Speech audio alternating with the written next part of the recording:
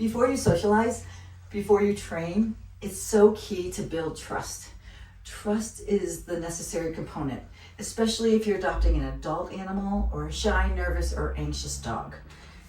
It is the difference between a dog leaning into you when the world gets hinky or bolting away from you and running underneath a car or out into traffic if there's a scary noise or someone tries to reach towards them.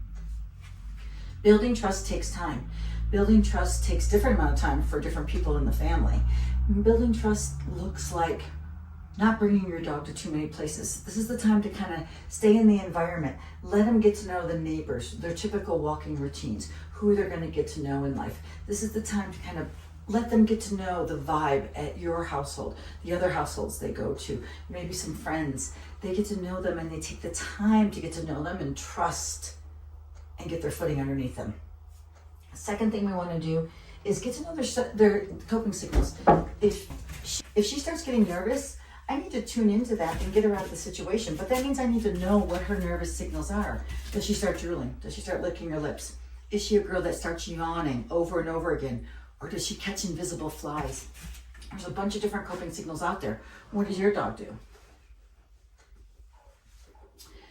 Third thing is control the environment. I am not bringing her someplace where it's going to get crazy. I'm not bringing her someplace where it's going to get overwhelming. I'm building up trust with this girl, which is saying, I got your back. I'm not going to expose you to the chaos of the world until you're ready for it. And that's here, and we're here.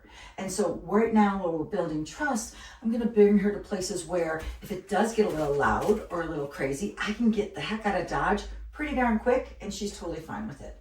She either has, and then the most important is what the energy you bring to the table. The more predictable you can be, the quicker they're going to trust you, because now you've shown them who you are. If I'm all over the place and one day I'm sketchy and the other day I'm happy and the other day I'm bitchy and the other day I'm this, they're not going to know what I'm bringing to the table. But if I can be predictable, and my goal is always calm confidence, I want to bring a level of calmness and a level of I've got this to the table as much as possible. And if I can do this, then they are comfortable leaning into me.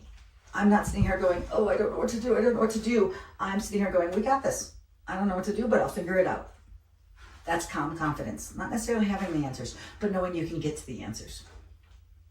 Having your dog's back and showing them you have their back in their first language, which is body language, is a key component to building trust with your dog and building